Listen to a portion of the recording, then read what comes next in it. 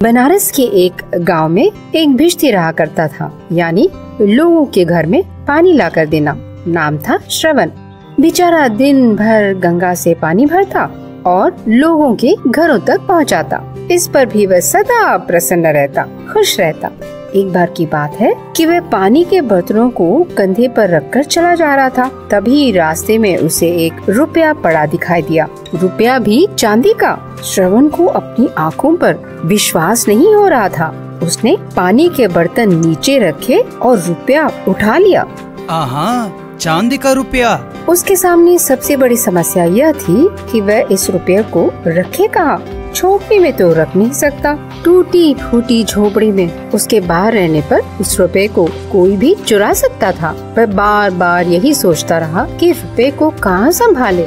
सोच विचार के बाद उसके दिमाग में एक बात आई। उसने तय कर लिया कि राजमहल के उत्तर में एक बहुत ही पुराना किला था। उसकी दीवार की ईंटें कई जगह से निकलकर गिर गई थी। उस रुपए को छुपाने के लिए इससे अच्छी जगह और कहीं नहीं हो सकती।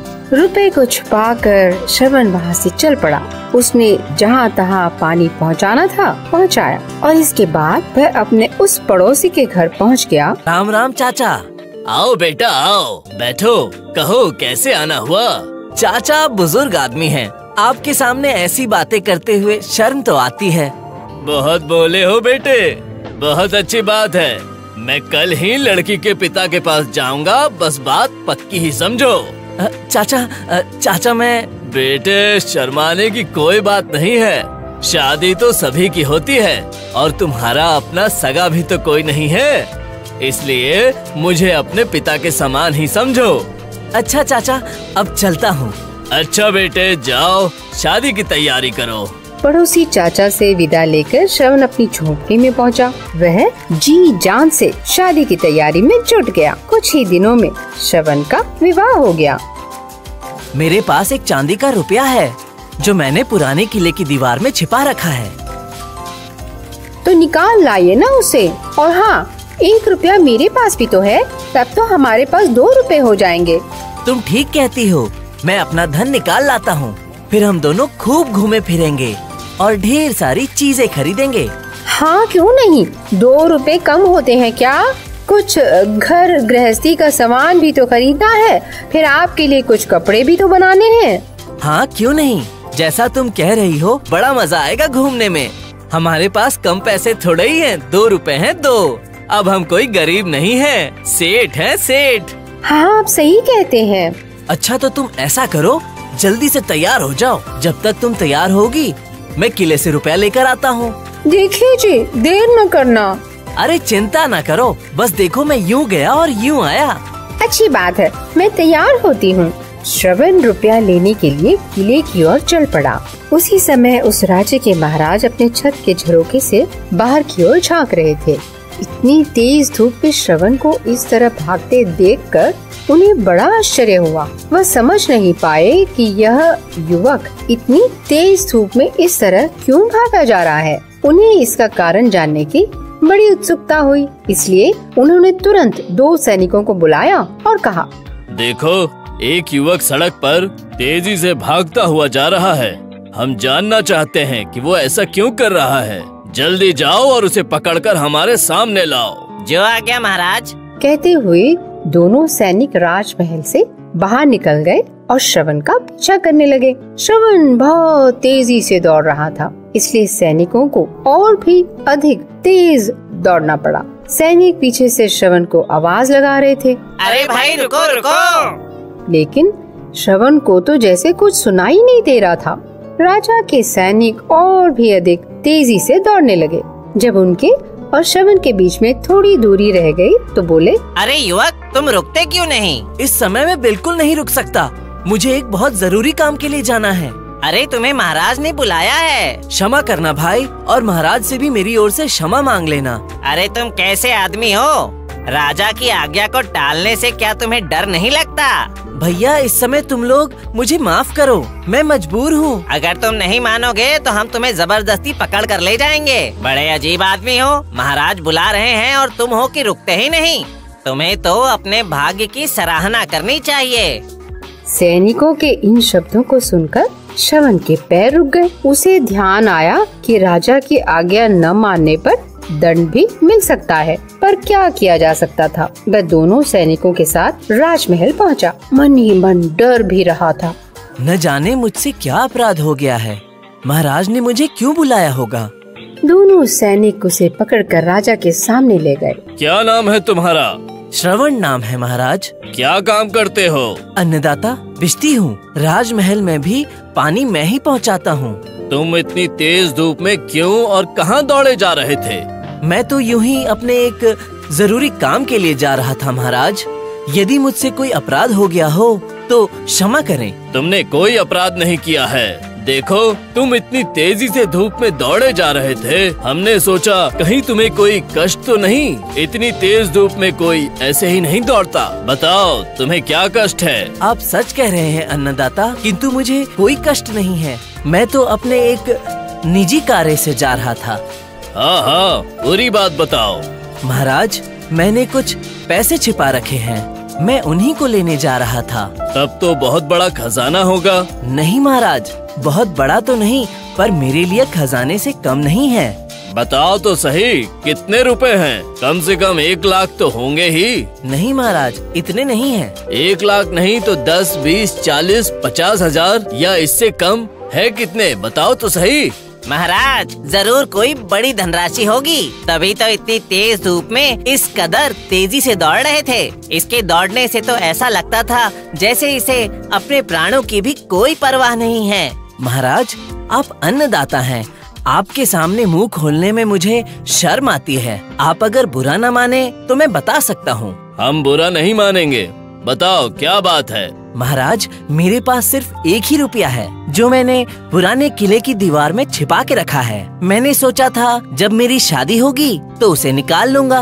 अब मेरा विवाह हो गया है, मैं उसी रुपए को लेने जा रहा था। घर में मेरी पत्नी मेरी राह देख रही होगी। भाई, तुम्हारा कष्ट हमसे नहीं देखा जाता। उस 1 रुपए की बात छोड़ो, इतनी तेज धूप में क्यों भागते हो? उसके बदले हम तुम्हें 100 रुपए देते हैं। अब जाओ, अपनी पत्नी के साथ घूमो फिरो और आनंद करो। क्षमा करें अन्नदाता, मैं वो रुपया लेने अवश्य जाऊंगा। लगता है 100 रुपए तुम्हें कम लगते हैं। चलो, हम तुम्हें 200 रुपए देते हैं। अब तो खुश हो? महाराज, माफी चाहता हूँ, मैं उस रुपए को लेने अवश्य जाऊंगा। यदि 200 रुपए भी कम लग रहे हैं तो हम 500 देते हैं। नहीं महाराज, ऐसा नहीं हो सकता, मैं वो रुपया अवश्य लाऊंगा। चलो, हम 1000 रुपए देते हैं। 1000 रुपए कम नहीं होते। अब घर चले जाओ, तुम्हारी पत्नी तुम्हारी राह देख रही होगी। महाराज, क्षमा करें, आप मुझे क्यों लज्जित कर रहे हैं? मैं आपके दिए ये रुपए तो ले लूंगा, किंतु उस रुपए को भी जरूर लाऊंगा। सभी दरबारी श्रवण की इस मूर्खतापूर्ण हट पर आश्चर्य हो रहे थे, जो इतने रुपए मिलने पर भी अपने 1 रुपए को नहीं छोड़ना चाहता और बार बार एक ही रट लगाए जा रहा है कि मैं उस रुपए को अवश्य लाऊंगा। उधर महाराज भी अधिक रुपए देने की घोषणा करते जा रहे हैं। राजा रुपयों की संख्या बढ़ाते जा रहे थे, लेकिन श्रवण अपनी हट पर अड़ा हुआ था। फिर महाराज ने श्रवण को 10,000 रुपए देने चाहे और चाहा कि वह 1 रुपए की हट छोड़कर लौट जाए। श्रवण इस पर भी नहीं माना। वह महाराज की हर बात मानने के लिए तैयार था, किंतु किसी भी कीमत पर अपना वह रुपया नहीं गंवाना चाहता था। दोनों अपनी अपनी जिद पर अड़े हुए थे। दरबारी भी अब इस तमाशे का आनंद ले रहे थे कि देखें किसकी जीत होती है। राजा उसे किसी भी कीमत पर अपनी बात स्वीकार कराना चाहते थे। महाराज बोले, तुम आखिर चाहते क्या हो? तुम कितना रुपया चाहते हो? तुम जो कहोगे हम उतने ही देंगे, किंतु अपने 1 रुपए की जिद छोड़ दो। नहीं महाराज नहीं, पर मैं अपना ये 1 रुपया नहीं छोड़ सकता। सुनो युवक, हम तुम्हें अपना आधा राज्य देते हैं, लेकिन अब तुम उस रुपए को लेने की हट छोड़ दो। अन्नदाता, मुझे आपका आदेश मान्य है। इससे महाराज को अत्यंत प्रसन्नता हुई। इसे वह अपनी बहुत बड़ी जीत समझ रहे थे। आखिर उन्होंने उस हठी युवक से अपनी बात स्वीकार करवा ही ली। महाराज संतानहीन थे। श्रवण जैसे साहसी और बुद्धिमान युवक को पाकर वह उसे अपनी संतान के समान प्यार करने लगे। वे मन ही मन यह भी सोचने लगे, मेरी तो कोई संतान नहीं है, इसलिए मैं अपनी मृत्यु के बाद सारा राज्य श्रवण को ही देने की वसीयत कर दूंगा। राजा के इस निर्णय को सुनकर दरबारी दंग रह गए। बड़ा भाग्य लेकर पैदा हुआ है यह बिश्ती।